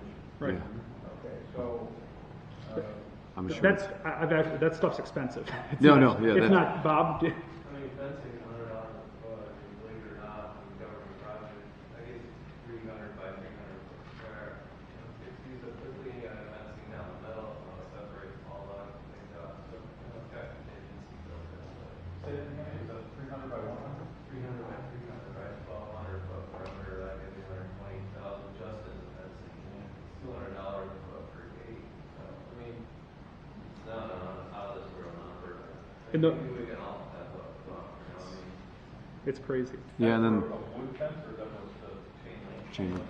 And then, yeah, I mean, well, and also you got to think like how much we spend on playgrounds. So I can see, I forgot all about that furniture. That the furniture is like, yeah, that's like. Luckily, you know, we get those, what is it, the Kaboom grants and stuff to pay for the other, you know, the playgrounds for the kids, you know, because those things are astronomically expensive. So.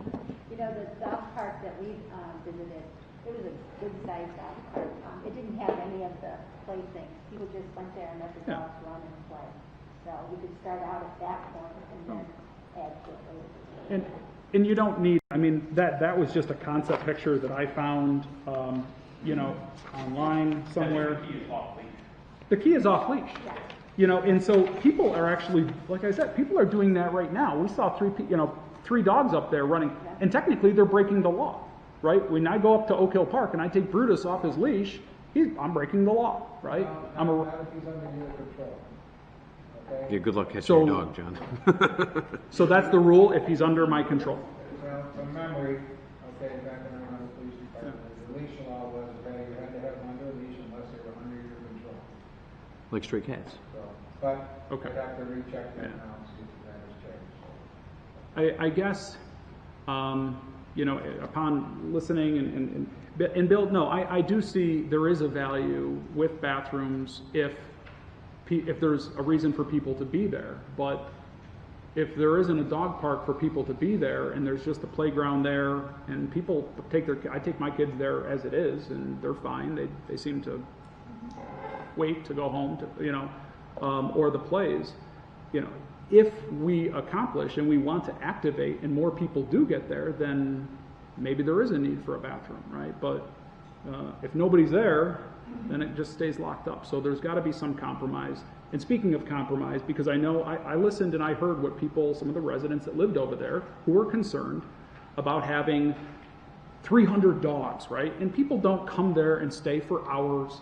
You go for 20 minutes, you let your dog do his business, you provide the bags, you clean up, right? You walk them around, you interact with some neighbors. But I even said to Linda and Dave last night, you know, maybe this is only, and I think Paul said, you could have multiple dog parks. Like, maybe this is only just for small dogs. Or, you know, we look somewhere else and repurpose one of the parks for a large dog park. You know, because typically you don't mix small dogs and big dogs. You want, you know, when I showed, I forget, maybe it was Alderman Robinson, the space on that south end, and he goes, wow, that's kind of a lot of space. You say, well, you know, you want a lot of space because you don't want to put a lot of dogs in a confined area where they start to get aggressive with one another, right? There are strategies, and I've done this. So I guess, you know, if we can work together on the planning for the improvement of this project, I would have certainly a lot to share. So Okay. I'd like to nominate Dave to join Bill's. I'm just kidding. Got John. So would you be open if I worked along with you, Bill? Okay, thank you. Can you play nice? Play great. I just want to be asked. We got two, just for food for thought, we got two other locations in the city that we've been taking a look at for possible other places to go. We have the Alderman Park down there. We take northeast corner of that park, and you know, we could put a similar type of fencing and that to there. And you think about this, you have a hotel right there. A lot of people travel with their animals. Not a hotel. They don't have hotels. Hampton's gonna allow pets. I don't know. Some A do, lot some of don't. people travel with the animals. And then down, we have on Homer Street, we have that little park that we put in there as a replacement. That's underutilized, and you have the front portion of that. It has a lot of land there. That would make a nice dog park there also, because you have a new hotel on that end of town. So For those long- some other. You know what, Bill? I truly, and this is kind of a kicker for me, and I know I'm talking, I'm as passionate about this as Alderman Doherty is about chickens, okay? But I don't know, I go past parks and it saddens me because kids are inside playing video games today and parks are underutilized. But you might think I'm full of baloney, but we could have 3 dog parks in Olean and it would get used.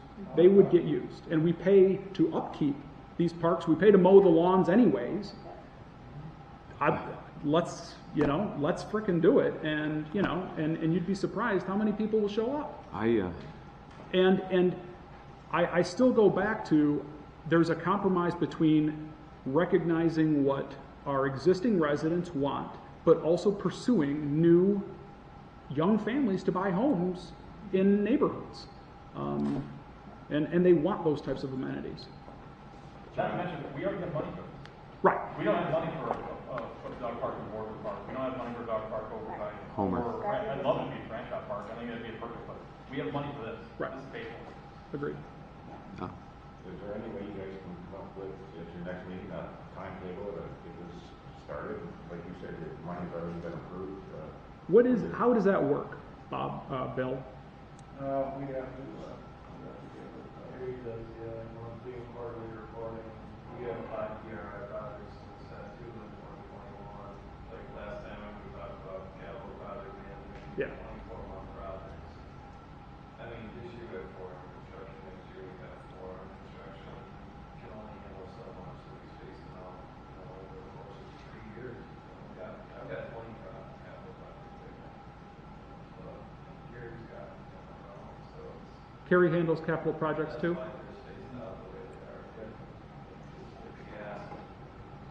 She handles aspects of them. Okay. We're doing a lot of the design, planning. We can stretch it out.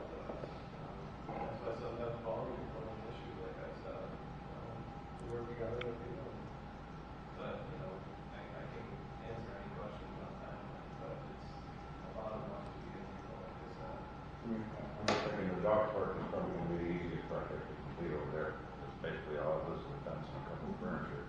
I mean, can you piecemeal it? Can you start the capital project and say, okay, we'll do the dog park this year because it's going to be easy to do. All you need is a fenced in area. And then pre-plan the rest of the basketball courts and the gazebo or whatever else you're going to build next year. No, it's going to be wide because we have to go through this ship level quality review and we have to get, Oh, they're gonna check off the, You have to go through that. yeah, SHPOs, the,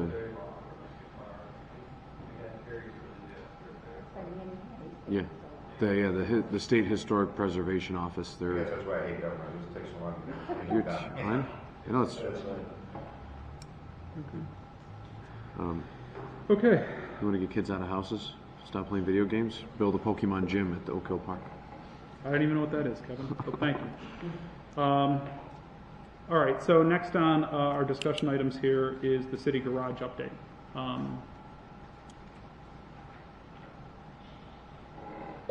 Was that? For that last month when we discussed capital projects. Do we want to discuss the city garage update? Bill, do you have something for the city garage update or not so much? Bob, do you have anything? Okay. Maybe a facility report. We've made really good progress. You can read through that and feel free to ask any questions. Okay. The garage does become like a priority project. The work facility needs, so it's not something we should talk about in seriousness. So would it be a good idea to put, I know I've heard about the city garage for quite a while now. Would it be a good idea to put that on one of our capital project deep dives maybe next month? Is that something that you feel is going to be critical in the next?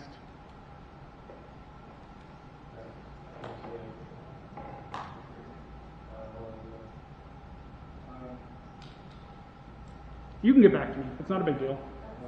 Let us discuss it. Yeah, that's fine. Okay. Last is, which is not on the agenda, but we touched a little bit about it. And that's also something that I'm glad Alderman Doherty brought this up. It is something that I do recall hearing when we met with residents over in Oak Hill Park 2 years ago, which is dangerous trees in Oak Hill Park specifically, but city-owned parks. Kevin, do you want to talk about that? Yeah, sure. So I forwarded everybody the email the other day. That was from Sue Cooper to Bob Ring.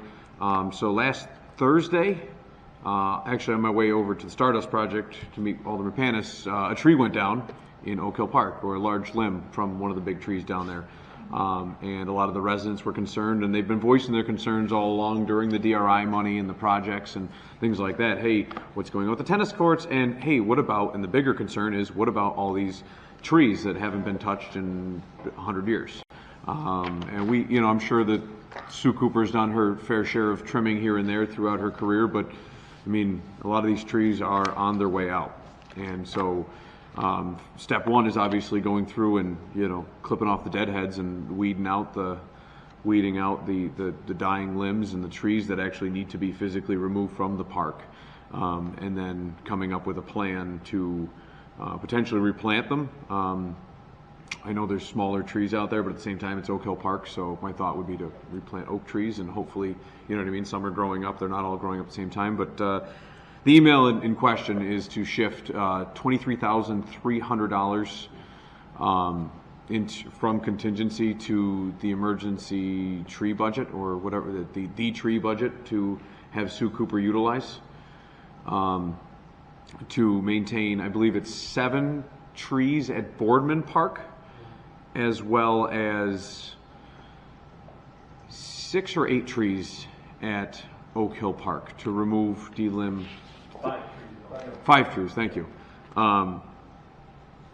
And this essentially will take care of all the problems at those 2 parks. And Sue's, Bob, you can probably speak to this better than I can, that it should handle most of the major concerns that we have currently at our parks for trees. Is that?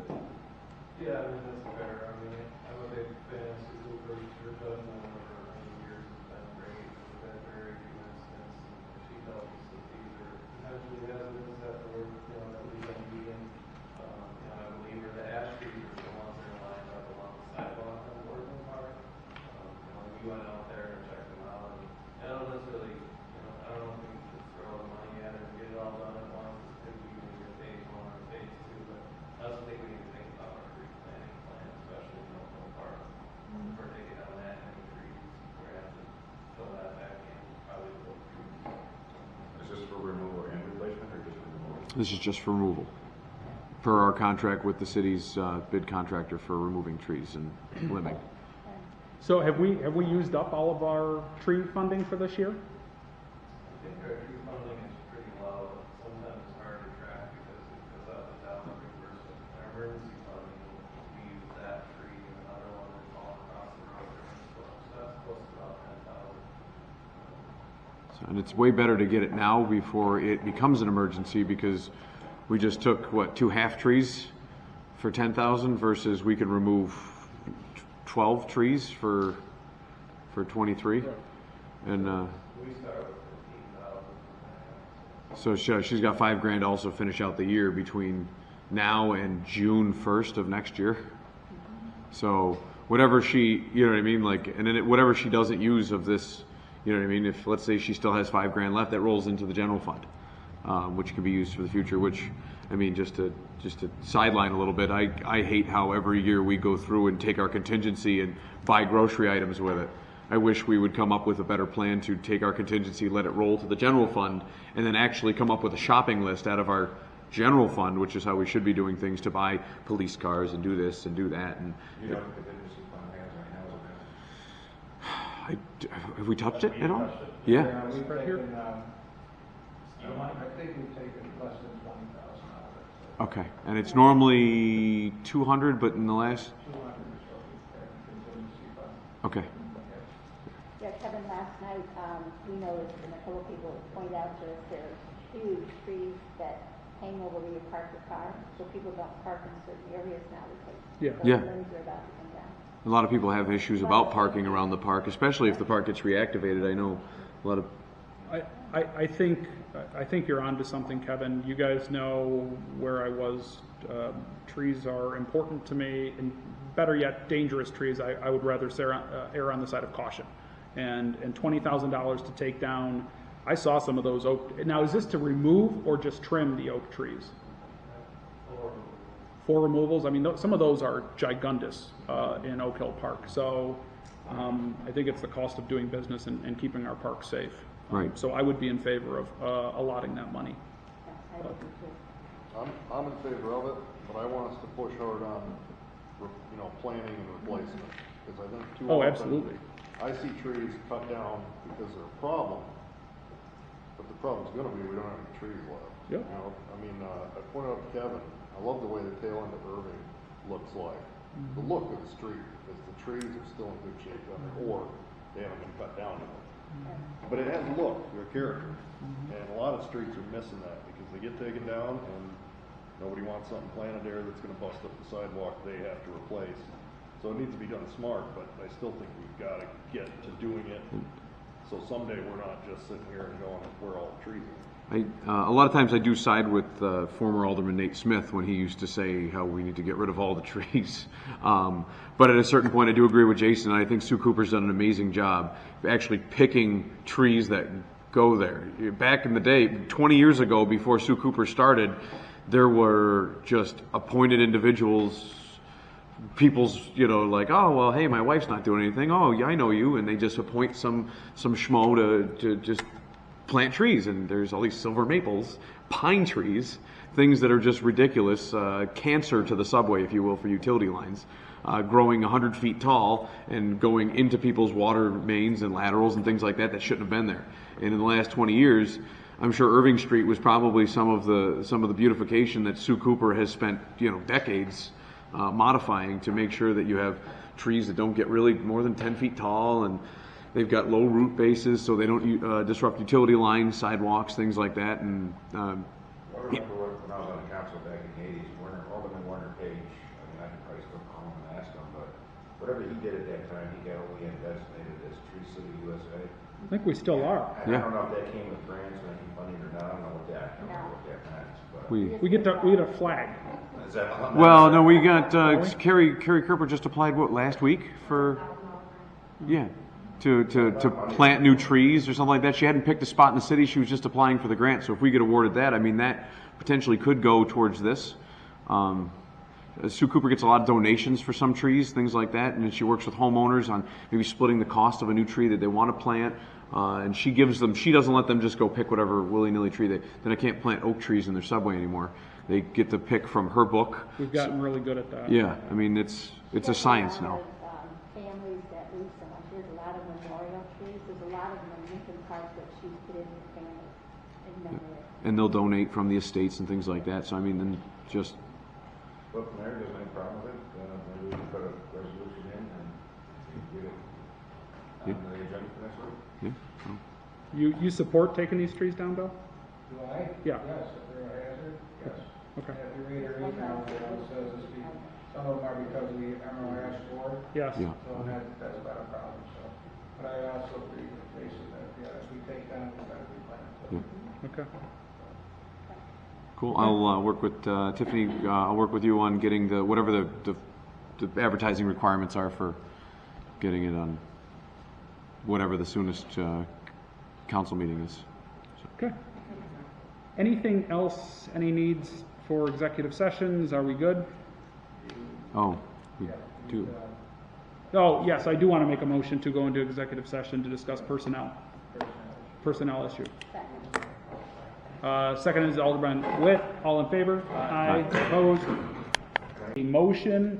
Nope. Yes. Do I have to approve committee reports? Yes, because we have one. Okay, I'm going to make a motion to approve committee reports. Can I get a second? Second. Second by Alderman Witt. All in favor? Aye. Opposed? Motion carries. I will make a motion to adjourn. Can I get a second? Witt. Doherty. All in favor? Aye. Opposed? All right, we're adjourned. Thank you.